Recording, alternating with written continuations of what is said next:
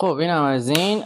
ای بابا دوباره که برق رفت. حالا چجوری عکاسی بکنی؟ توی بی برقی هم میشه عکس خفنی مثل اینو گرفت. خودم یادت میدم. نمیخواد چیزی هم کامنت بکنی. چی این مسخره بازی کامنت؟ لایک فقط یادت نره.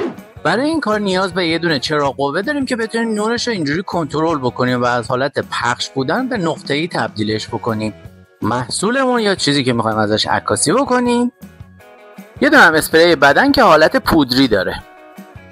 دوربین که روی سپایه است. تنظیمات هم که به این شکلی که داریم میبینیم و روی تایمر قرارش میدیم.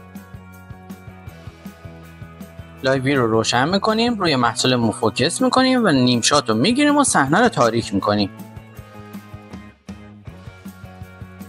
شروع میکنیم نقطه نور دادن و پشتش هم اسپری زدن و نتیجهش میشه این. از اونجایی که تاریک بود و ممکنه که فوش هم داده باشین، توی نور هم همون کارا رو انجام دادم.